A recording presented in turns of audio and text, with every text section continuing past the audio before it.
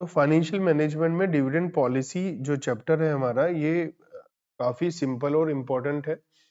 इसके अंदर हमारे पास दो टाइप की पॉलिसीज हैं dividend policy. One is relevant and one is irrelevant dividend. Relevant dividend policy का मतलब है कि dividend is relevant for the purpose of valuation of companies value. Company का जो वैल्यू है, पूरे बिजनेस का वैल्यू है, उसकी कैलकुलेशन में dividend policy relevant role play करती है। अगर आप डिविडेंड दे रहे हैं या नहीं दे रहे हैं तो बिजनेस की वैल्यू पर असर आता है। तो डिविडेंड इज रिलेवेंट। और इररिलेवेंट डिविडेंड थ्योरी कहती है कि इररिलेवेंट डिविडेंड पॉलिसी मतलब कि डिविडेंड दीजिए मत दीजिए, बिजनेस की वैल्यू पर कोई फर्क नहीं। तो रिलेवेंट डिविडेंड पॉलिसी के फेवर में दो लोग हैं, एक है वॉल्टर और एक है गॉर्डन। तो इसमें हम दो मॉडल पढ़ने वाले हैं, एक वॉल्टर मॉडल और एक गॉर्डन मॉडल। और इररिलेवेंट डिविडेंड पॉलिसी जो है ये मोदिग्लियानी एंड मिलर बोलते हैं। तो मोदिग्लियानी एंड मिलर की पॉलिसी हम इररिलेवेंट डिविडेंड पॉलिसी में पढ़ेंगे। तो हम पहले बात करते हैं वॉल्टर मॉडल। वॉल्टर मॉडल क्या है? Relevant dividend policy. मतलब ये कहते हैं डिविडेंड इज रिलेवेंट। अगर आप डिविडेंड दे रहे हैं, नहीं दे रहे हैं, कम दे रहे हैं, ज्यादा दे रहे हैं, तो फर्म की वैल्यू पर असर आता है, शेयर के प्राइस पे असर आता है। तो इन्होंने क्या कहा? इन्होंने सपोर्ट किया कि भैया डिविडेंड जो पॉलिसी होती है उसका मार्केट प्राइस पर इफेक्ट पड़ता है। तो उसके लिए इन्होंने कुछ अजम्पशंस ली हैं, जैसे कि all the investment proposal of the firm are to be financed through retained earning only and no external finance is available। इन्होंने पहला तो अजम्पशन ये लिया वोल्टर ने कि जो भी हमारे पास पैसे की इन्वेस्टमेंट की जरूरत है वो सारा का सारा हम अपने कमाए हुए बचे हुए प्रॉफिट में से ही देंगे, हमें लोन वगैरह या कहीं और से पैसा नहीं मिल रहा है। पहली अजम्पशन ये है। इस अजम्पशन के बारे में बहुत ज्यादा आपको नहीं मालूम है तो भी कोई बहुत बड़ी बात नहीं है, बट अगर थ्योरी का क्वेश्चन आता है उसमें सारी बातें आपको बतानी होती है। और बता रखा है कि बिजनेस रिस्क सेम रहेगा, इन्वेस्टमेंट लीजिए या नहीं लीजिए तो बिजनेस रिस्क आपका सेम रहेगा। बिजनेस रिस्क आपने कहां से कैलकुलेट किया था? ऑपरेटिंग लिवरेज से भी हमने कैलकुलेट किया। और ये कह रखा है कि जो हमारी अर्निंग है इन्वेस्टमेंट पर वो आर है और जो हमारी कॉस्ट है वो के ई, ये कांस्टेंट है। तब आपकी सेम रहेगी रेट ऑफ रिटर्न, इस साल जो है वो अगले साल वही रहेगी और कॉस्ट ऑफ कैपिटल भी सेम रहेगी। और हमारी इनफाइनाइट लाइफ है, बिजनेस अभी लंबा चलेगा, जल्दी बंद होने वाला नहीं। The model consider that investment decision and dividend decision are interrelated. तो फर्म को डिविडेंड देना चाहिए या नहीं देना चाहिए ये इस बात पर डिपेंड करता है कि आपकी इन्वेस्टमेंट अपॉर्चुनिटीज कैसी अवेलेबल है। ये कहना चाहते हैं कि अगर मान लिया आपकी अर्निंग रेट ऑफ रिटर्न मान ली 10% है और आपकी कॉस्ट ऑफ कैपिटल मतलब जो बिजनेस में पैसा आया है शेयर के थ्रू, शेयर कुछ ना कुछ रिटर्न में कमाई चाहते हैं, मान लेते हैं वो 8% चाहते हैं। तो आपके पास जो बिजनेस में पैसा आया है उसकी कॉस्ट है 8% और जो आप अर्निंग करेंगे वो 10%। तो ये कह रखा है कि हमारे पास इन्वेस्टमेंट की अपॉर्चुनिटी बढ़िया है, जितनी हमारी कॉस्ट है उससे ज्यादा रिटर्न हम कमा रहे हैं, तो हमें इन्वेस्टमेंट करना चाहिए ना कि डिविडेंड देना चाहिए। ठीक है, तो ऐसी फर्म को इन्होंने नाम दिया ग्रोइंग फर्म और इन्हें बोला गया कि इन्हें डिविडेंड नहीं देना चाहिए। फिर इन्होंने कहा कि मान लिया कॉस्ट 18% है और आपकी अर्निंग है 10%, तो आपकी कॉस्ट बहुत ज्यादा है, रिटर्न इन्वेस्टमेंट बहुत कम है। तो इसका मतलब आपको उनका पैसा अपने पास जरा सा भी नहीं रोकना चाहिए और आपको 100% जो प्रॉफिट है डिस्ट्रीब्यूट कर देना चाहिए एज ए डिविडेंड। तो ये डिक्लाइनिंग फर्म है क्योंकि इनकी अर्निंग कम है और कॉस्ट ज्यादा है। और अगर दोनों सेम है 10% है या दोनों सेम है 18% है तो इन्होंने कहा ये कांस्टेंट फर्म है, ये डिविडेंड दें या ना दें कोई फर्क नहीं पड़ता। तो ये अभी दोबारा से अभी हम देख लेते हैं जो मैंने आपको बताया।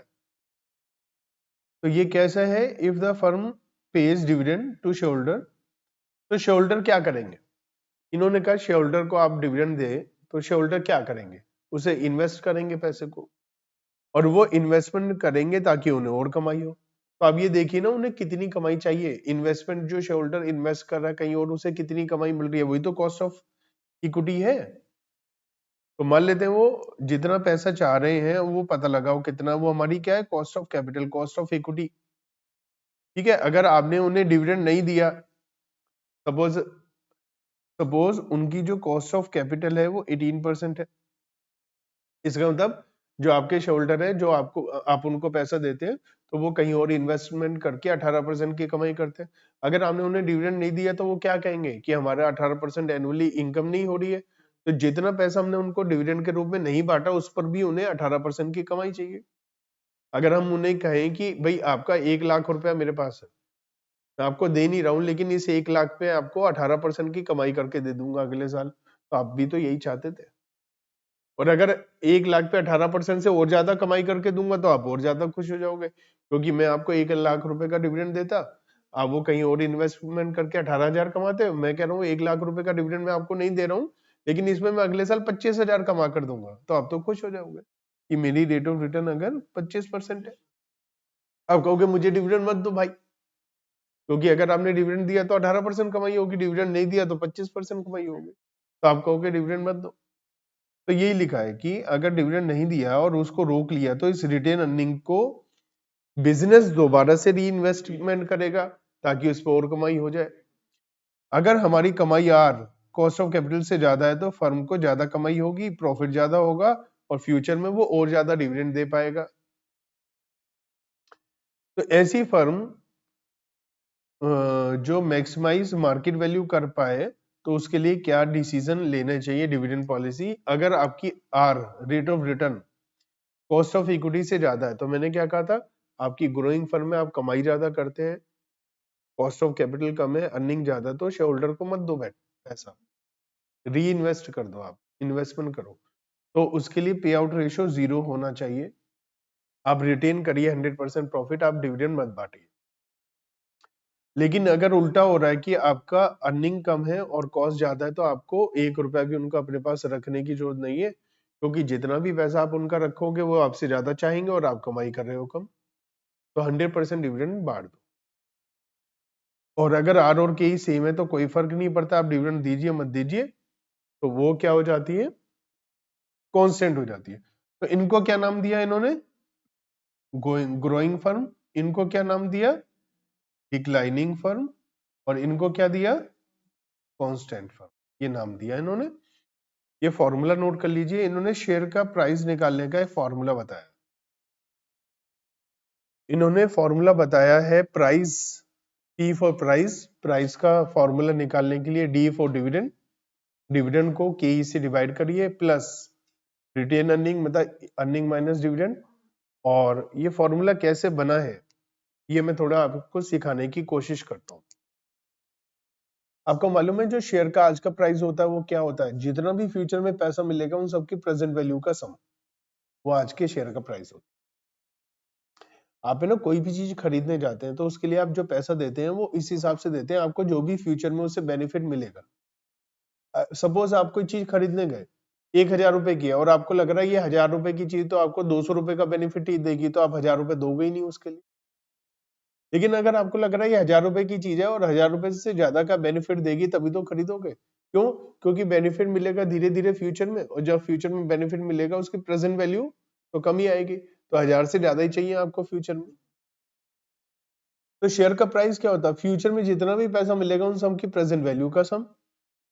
तो डिविडेंड तो हर साल मिलेगा अगर हम ये एज्यूम करें। तो आपको पता है जब फ्यूचर में हर साल एक जैसी वैल्यू मिलती है और उसकी प्रेजेंट वैल्यू निकालनी होती है, तो उसका फॉर्मूला होता है इनफाइनाइट पीरियड तक अगर कोई पैसा मिल रहा होता है तो अमाउंट डिवाइड बाय रेट, ये होता है फॉर्मूला। जैसे मैं आपसे कहूं कि है ना आपको पूरी जिंदगी 1,000 रुपए मिलते रहेंगे हर साल, ठीक है, 10% का रेट है, पूरी जिंदगी 1,000 रुपए मिलते रहेंगे, तो कितनी वैल्यू होगी उसकी आज की।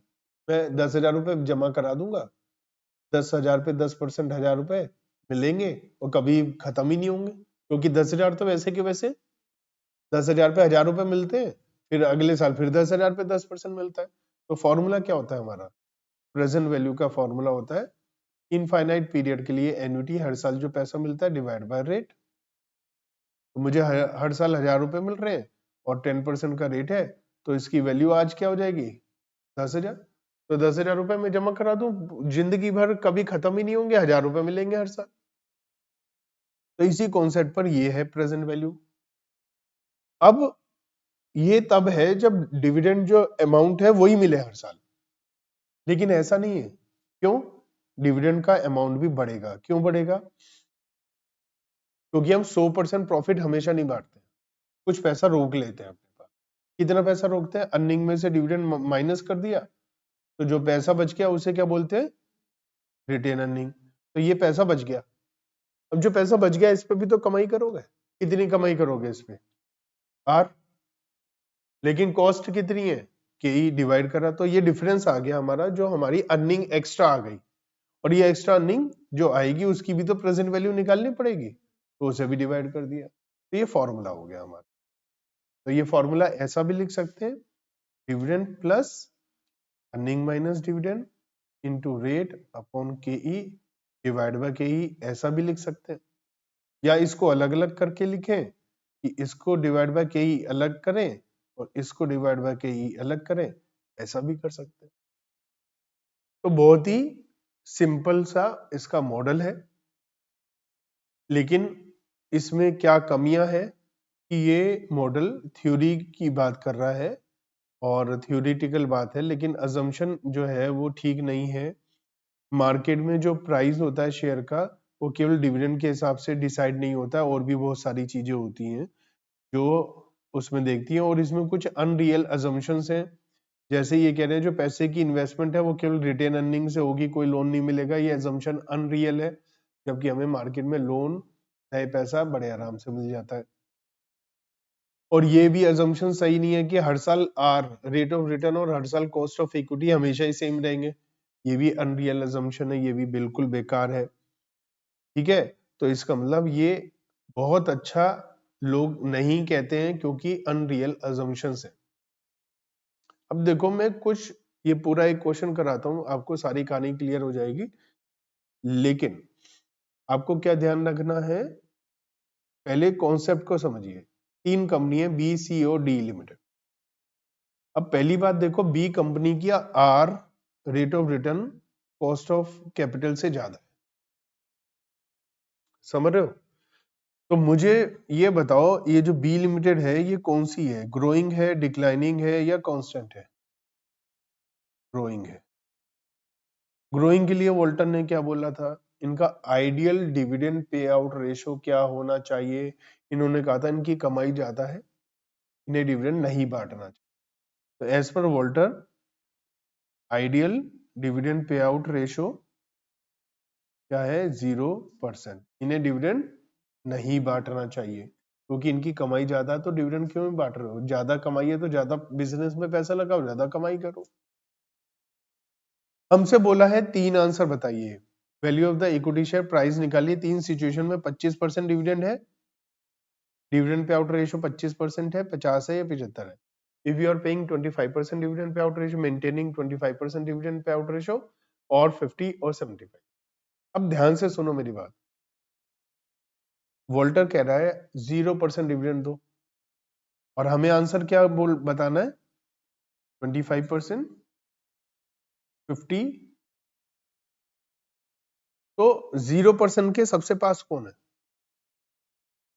तो यहां पर वैल्यू हाईएस्ट आएगी, यहाँ मीडियम आएगी, और यहाँ लोएस्ट वैल्यू आएगी शेयर की। अभी हम कैलकुलेट करेंगे, तो बिना कैलकुलेशन के बता रहा हूं मैं आपको। अब हम सी लिमिटेड की बात करें, ये डिक्लाइनिंग है, और डिक्लाइनिंग के लिए क्या बोला था? Ideal dividend payout ratio क्या है? तो इसमें सबसे ज्यादा पास कौन है? ये।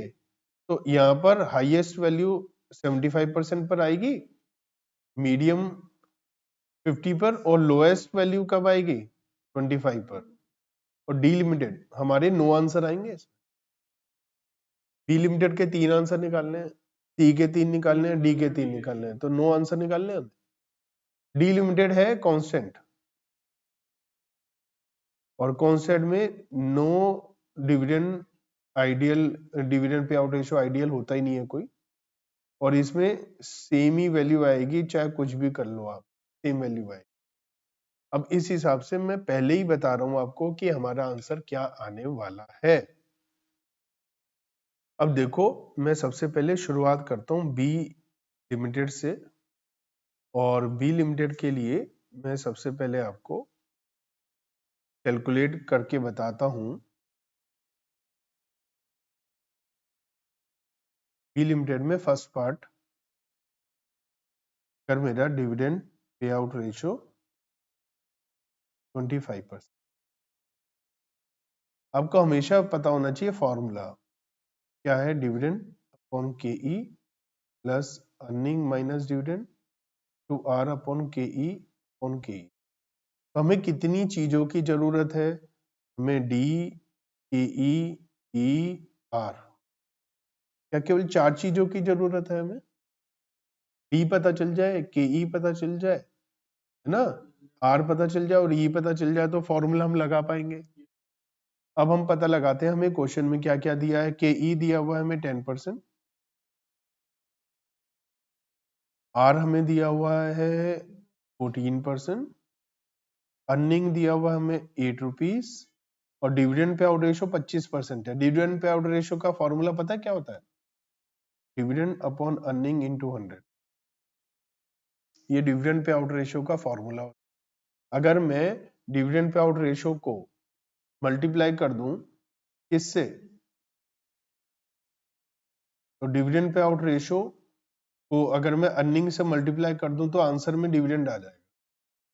तो डिविडेंड निकाल लेता हूं मैं, मुझे पता चल रहा है कि जो अर्निंग है 8 रुपए की, इसका 25% डिविडेंड बांटा जा रहा है, 2 रुपए का डिविडेंड है ना। अब मैं फॉर्मूला में लगाता हूँ, डिविडेंड 2 रुपए का की 10%, 10% का मतलब 0.10 हो गया, 8 रुपए में से 2 रुपए का डिविडेंड दे दिया, 6 रुपए की रिटेनिंग, 14% की भाई, 10%, ये हो गया 20 रुपए। और इसको सॉल्व करके क्या आ गया मेरा, 6 into 0.14 divide by 0.1 divide by 0.1, ये आ गया 84 रुपीज। ठीक है, तो मैं इसे सॉल्व करता हूं तो मेरा आंसर आ गया 104। तो 104 रुपए का मेरा शेयर का प्राइस रहेगा अगर डिविडेंड पे आउट रेशियो है 25%। जो मैंने बताया था अभी पहले कैलकुलेशन में, ये तो यहाँ पर 25% पे हाईएस्ट वैल्यू आ रही थी। अब मैं 50% पे जब कैलकुलेट करूंगा तो वैल्यू कम हो जाएगी। ठीक है, तो अब मैं 50% पे करता हूँ। Second part, dividend payout ratio is 50%, तो 8 रुपए का 50% डिविडेंड हो जाएगा 4 रुपए। फॉर्मूले में लगाऊं तो 4 upon 0.10 plus 8 minus 4 2.4 divide by 40 रुपए प्लस, और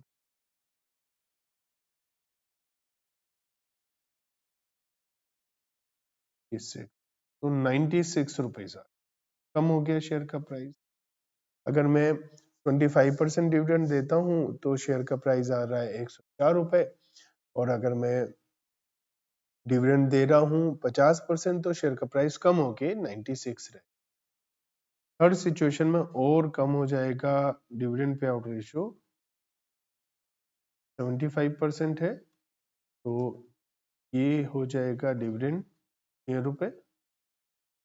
फॉर्मूला हो जाएगा 6 divide by 0.1 plus 8 minus 6 4 divide by divide,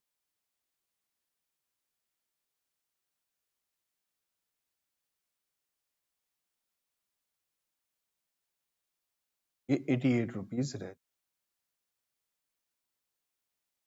तो इस तरीके से मैंने सबसे पहले जो आंसर निकाला है वो बी लिमिटेड का निकाला है 3 आंसर।